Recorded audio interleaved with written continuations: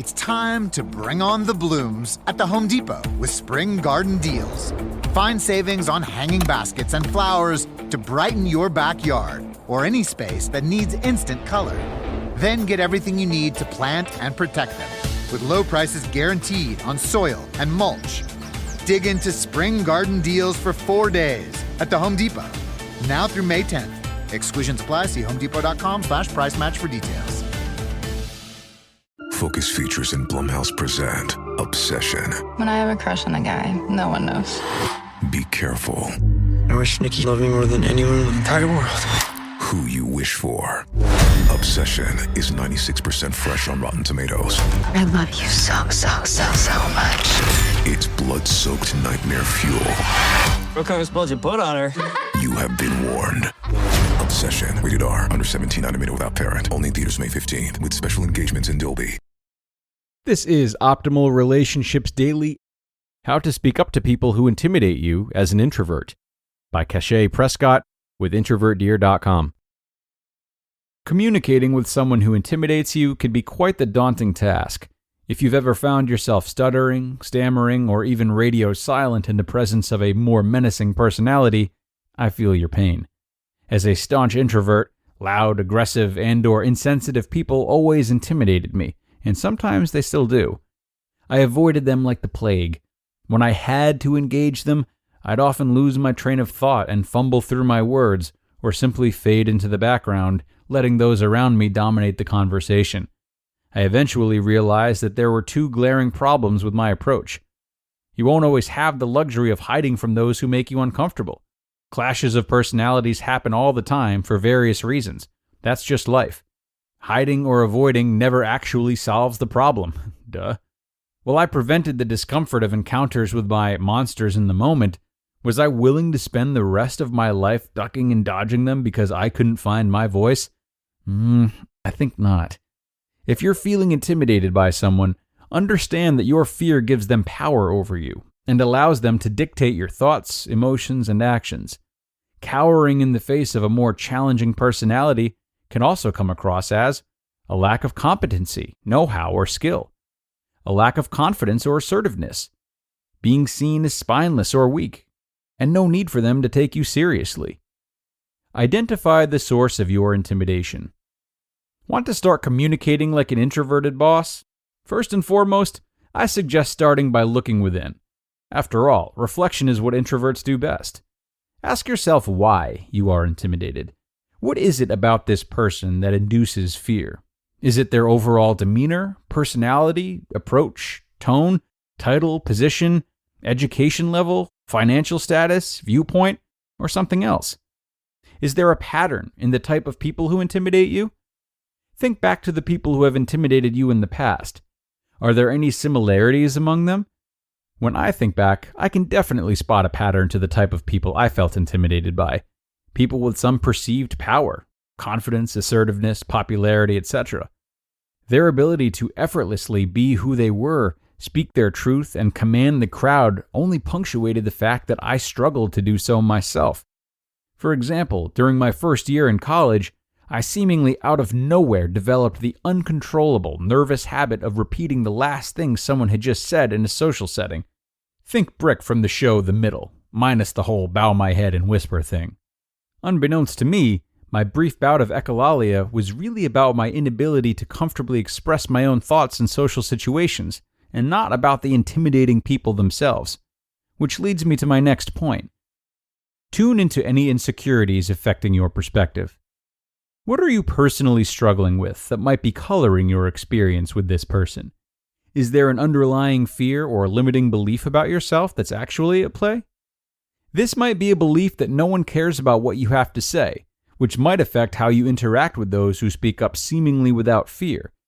Feeling misunderstood or a sense of powerlessness can rear its ugly head when someone else unapologetically takes charge of a situation, as I experienced in college in the example I mentioned. What stories are you telling yourself about this person? What assumptions are you making about them and your relationship? Is there any truth to these stories? Tap into your inner assertiveness. In his book, The Big Leap, Gay Hendricks describes the zone of genius as the place where your greatest passion and your innate gifts meet. Your zone isn't just about what you're decent, good, or even excellent at. Your zone is where you thrive and shine. What's your zone of genius? What unique power and talents do you bring to the table? Focus on those strengths rather than fixating on your perceived weaknesses, and tap into your inner rock star. Then, the next time you're asked to do something you don't want to do, pause and exercise your right to say no instead of leaning on an automatic yes. Or simply commit to making one relevant point during an upcoming meeting. It won't always be easy, but the more you do it, the more comfortable you'll become with sharing your thoughts and insights. More tips to reclaim your power. Depending on the person you're dealing with, the previous advice alone may not do the trick, but have no fear. You can take steps towards reclaiming your power and leveling the playing field by: Number 1. Humanizing your monster. Dig beneath the surface. You may find that underneath their scary exterior, there's a person. Get to know and try to understand that person. Recognize your similarities rather than focusing on your perceived differences. Also realize that even the most challenging people are struggling with their own insecurities, which may manifest as aggressiveness or insensitivity. While this doesn't excuse their behaviors, tapping into this perspective can empower you to communicate without fear and not take their behavior personally. Number 2. Preparing for the encounter. Get yourself in the right headspace for the interaction. When possible, prepare and rehearse what you'd like to say beforehand to avoid fumbling over your words or being silenced. Keying into the other person's preferred communication style can also be helpful in meeting them where they are and having a productive conversation. Number 3. Clearing the air. If there's any tension between you and your monster, you may need to confront the issue head-on in spite of your discomfort. Have a conversation to get to the root of the issue and move beyond it once and for all.